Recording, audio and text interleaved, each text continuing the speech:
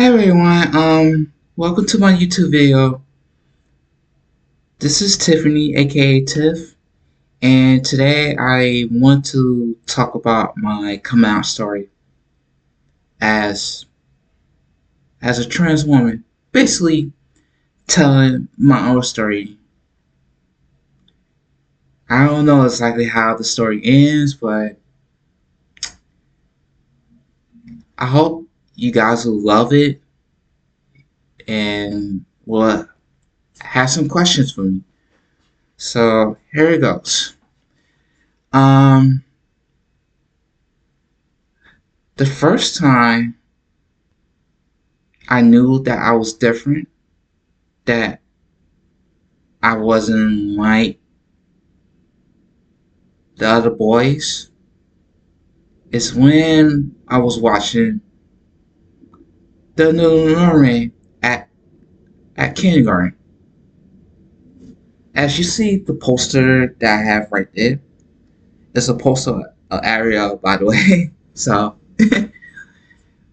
um, now this movie was very special to me because, of course, it has Ariel and the songs that I was listening to, which I enjoy very well. But I identify with Ariel so very much, and it it's like it really speaks to me. It's like how she felt trapped by her father, and she is longing for freedom to be herself. And from that day and from that moment, something was planted inside of me and started like slowly manifest. Like it manifests over time. So that was that. But when I was living with my aunt, now I was hanging out with girls around my age because I identify with girls more than I identify with guys. Even though like I was playing football, like street football with the guys, but I just couldn't relate to them. I want to hang out with girls, and I felt like at back of my mind, I wish that I was a girl, not a guy. And around that time, being that my family has so many personal issues, and plus everything else, they didn't know about my true desire that I wish that I was a girl, that I want to be a girl. So I couldn't really, talk to him about it. And besides, like, when you go up in a black family and it's the 90s and all this other stuff, and at the time where nobody didn't know about being trans or anything like that. Like, don't get me wrong, trans people exist back around those times, but it felt like there's no there wasn't any education on it or anything like that. So me, express that to them around that time, it would have been bad because I would probably got into so much trouble with my family. Who, by the way, is a black family, and in case you know, back then, when you grow up in a black family, and especially in a black neighborhood around the 90s, 9 times out of 10, they wasn't cool. Anything that is queer, gay, bisexual, lesbian, or trans. or anything like that. So I would have got into so much trouble and heat. So I had to keep that hidden from them. Yes, at one point I was wearing my shirt as a girl. Well, try to imitate, not like try to be like a girl, basically. But my uncle, and also I forgot to mention, reason that I did that because even though I was very skinny and I'm still in today, I, I identify as a girl. But when my uncle, who's my aunt's husband at the time, saw that, he had an issue with it. And he didn't like it. And I would probably got into so much trouble about it. So I couldn't do that anymore. I had to stop, expressing myself as a girl, basically. So even though that I stopped doing that, like I was saying before, it was something, a seed that was manifest, that was still slowly manifest inside, like for a very long time. Then, at one day, I had this kite. It was a ceremony kite,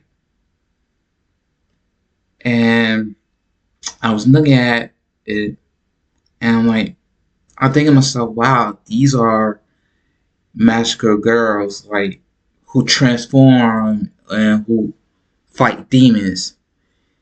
I didn't know about anime until later on when I started living living with my mother, and the first time, well, around the second time, I believe, and I was watching it on a local channel.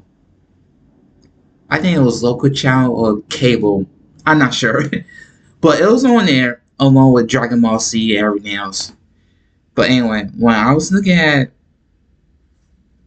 that, at my kite, the kite that I had, I was like, wow. Sometimes I say to myself, I wish I was like one of them, transform as a Sarah Guardian and, fight demons using magical powers, so on and so forth. Which, by the way, I just want to make a quick mention on how I became a bit Sarah Moon fan. I will talk about that in my next video. So back to what I was saying in regards to my transition, well, my coming out journey. So, so I kept that hidden for years. Nobody in my family didn't know, and if they knew, I wouldn't be here today. I would probably be somewhere in a mental institution where they do all sorts of horrible procedures, and I would never be the same ever again. But so to avoid that, I had to hide it. I hid it for so many years. So when I was living with my mom around 97 and 98, there was like some rumors going around. I guess my grandma, my grandfather was talking to my mother, and they was kind of telling her, oh, she, well, he, this person, well, me. that I might be gay or something, and it prompted my mom to basically force me to kiss a girl, which at the time, like I was saying, at the time I was unaware. I didn't know, because I had issues, my family has issues, and so on and so forth. So I didn't know exactly what was going on, and hell, I didn't even know the meaning of gay or anything like that until when I was in middle school. Until like when I was like in seventh, eighth grade. That's when I started know more about the queer LGBTQ issues. So my mom, like I said, my mom had me basically forced me to kiss a girl, and so she could go back to my grandfather and my grandma and everybody else said, "Oh no, this person is not gay." Me. This person is not gay. This person is just confused. So, like I said, I didn't know what what happened, what was going on. Here I am, just a kid, going to different schools, and grew up in grew up in a broken home, especially in the 90s. So basically, I couldn't really, tell her the truth because she wouldn't even understand how I'm truly feel. She wouldn't even understand why. Oh, I want to be a girl, mom. So I couldn't tell her. I kept that hidden for her from her. So second time I was living with my mom is when that's when I started to explore a lot. That's when I knew that I was trans. I knew that I am trans. I knew that I really wanted to be a girl, and I started did a lot of researching at middle school and even at ninth grade, and it took some quizzes, took some tests at the time, and it told me that, oh, you're a girl. Also, I was looking at like famous trans people, especially trans women who are like computer programmers, actress, models. Which, by the way, one of them I was kind of familiar with when I was watching a James Bond movie, For Your Eyes Only, and there's this person that I watched, and I didn't understand it at the time. I didn't know that she was trans until when I was at high school, middle school, high school, ever, and I started looking at, oh, she's trans, and her name is Tula. Her real name is Caroline Crossley, and I was amazed by that, and I say to myself like, someday I want to be a model just like her. But it I went a different path, and And what I mean by I went a different path is that I was watching like Maury and Jerry Springer, which, by the way, to this day, is a bad representation of trans people. And when my mom saw me watching that stuff, she didn't like it, and she changed the channel because she thought that something was really wrong with me for some reason. And her thing was, oh, she gave birth to three boys. I'm the I'm the third one. Well, I used to be a boy. Well, it's kind of hard to explain.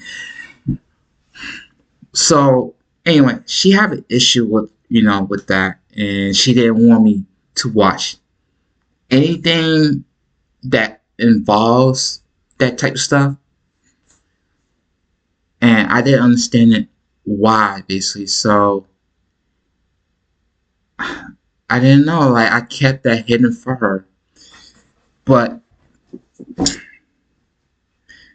when I started to dress up as to emulate as one, well, being that not emulate, but when I started to, express myself, express my true self, and my mom caught me, doing it, and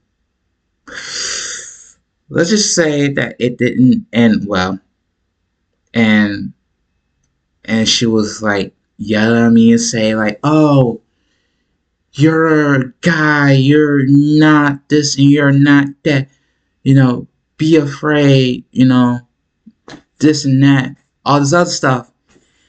And I was so terrified, and because of that day and that because of that day, which I'm trying to say, I suppressed it for a long time. I remember when one day when it was me and my mom at the kitchen and or the living room or somewhere, and she basically was saying like when after I guess like weeks or stuff, I'm not sure. She basically was like, "Oh, you're gonna grow out of it. It's just a phase, you know, like this and that, whatever." And my first thought was like, "Oh, just tell my mom that, oh, I'm a girl, mom. Mom, I want to be a girl." But I held back on that because had I told her on that day, that I want to be a girl, I would have got kicked out of the house and I would have been homeless. But because I didn't tell her that, again, I suppressed it for a very long time. And because of that, I missed out on opportunities. My mental health got worse. I was getting into legal troubles over down the road, and every other issue that I had to deal with, and it was a result of me not live my truth and not be myself. And at one point in time, while I was suppressing that, it also like it nearly destroyed me to the point where I felt like I didn't want to live anymore because I knew for the fact that my mom would not support me as a trans kid, as a trans woman. She would never support that. And also on top of that, had I came out had I came out as trans during middle school and high school, oh, I would have got beat up so worse. I would have got beat up, bullied, even worse. So again, I suppressed that desire, even though that desire, the seed desire, it was manifest inside me for a very long time. And like I said before, it nearly destroyed me. And to this day, I regret that I should have came out sooner than later. But I didn't. And I had to wait for a long time until it's the right opportunity to come out. So, so in 2015, sometime in 2015, while I was still working at IT job, that feeling, that desire came back. And the first person who I came out to was my doctor. She was very sweet, very supportive. And I guess either she recommend me to go see the endocrinologist, or I just started saying, you know what? I know this is a long journey and it's a long process. And I knew for a fact that I'm going to lose a lot of family members. I'm going to lose a lot of friends. And it's going to hurt. But in the end, it's worth it. Because had I didn't came out in 2015, I wouldn't be here today. So I started seeing the endocrinologist, which was really the start of my journey. And from there, I started to start slowly dressing up. I started to. I usually go upstairs in the attic, well, in a room around the attic, and I usually, dress up where my father, my grandma, and my uncle didn't know about it. And later I found out that they are very old school. They don't they not too fond of LGBTQ people. So it would have been really hard for me to come out to them as well. Especially when I was watching stories with my grandmother, and she saw like two guys was kissing, and she found that like very disgusting. And for that, I was like, I shouldn't even be bothered coming out to her. I should have like try to find a way to save up money and move out, so I could actually, start living my own life and start really transition from there. Being that I didn't have any real support from family members, and knowing that at the time I didn't know any support groups at all. So it was hard for me. It was hard for me. Let's just say, to be honest. But my and plus I forgot to mention, had I came out to my grandmother, my uncle, and my father, I would have got kicked out of my other house as well, and I've been living on the street.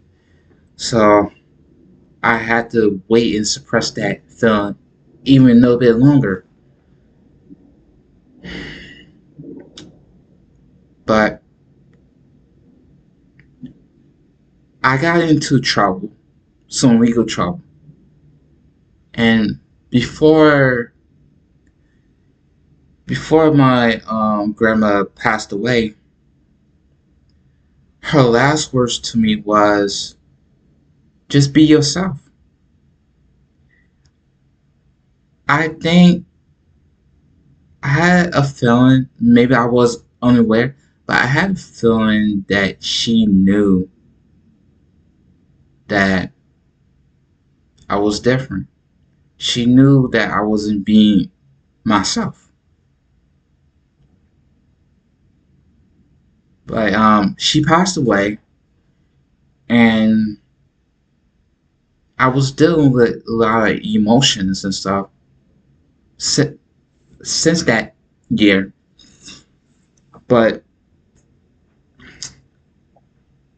somebody, a friend told me that, oh, if this is something what you want to do as far as transition, because at the time, like prior, between my grandmother passed away and when I officially came out in late summer of 2016, and when I started HRT on 2017, a friend, I'm not gonna mention who, gave me advice. Was like, say, hey, you need to look at yourself in the mirror. You need to decide what you want to do. Nobody can't force you to transition. Nobody can force you to make a decision. You have to make a decision that's right for you. And that was I was told, and it was a good advice. So I had to sit down, like I had to think long and hard about, what I want. And I decided around late summer of 2016, after I saw a letter that a trans girl wrote on Facebook, um, I was like, hey, you know what? I announced it on Facebook, like, hey, I'm trans. I'm a trans woman. And it was hard for me to admit that, but I was brave enough to do that. And also, I forgot to mention, also around the time I saw like a good therapist, which which she helped me with resources such as support group and connect me with a clinic in New York City, which provides HRT. I didn't no, it was an LGBTQ health clinic which provides HRT. So I called that clinic and I was trying to, get services from them, but due to the like I guess the appointments or something else, I was referred to another clinic, which is also in New York City and is a LGBTQ health clinic. So anyway, I knew that when I came out, it would change my whole entire life forever. And I say to myself that, you know, I can't go back. Once I'm out of the closet, there's no going back. So, and I know that it's going to be hard for me to navigate because, yes, I'm going to lose family members. Yes, I lost friends and all this other stuff, but I gained a supportive family. I gained a chosen family. I gained a better support system, and which I still talk to this day, and they are very supportive and very loving, and I consider them as family members to me, who I care about very deeply. So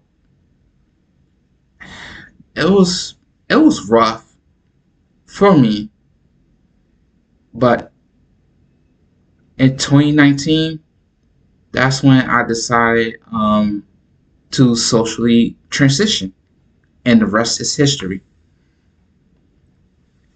And when I was when I decided to socially transition, I was like in my baby trans stage area, whatever you call it, in my baby trans stage. And as I started to appear more in public as a woman and wear like extensions, dressing more as a woman, I realized that I felt more comfortable as who I am, which is as my authentic self, as opposed to who I was before, which I wasn't feeling as comfortable in my own skin.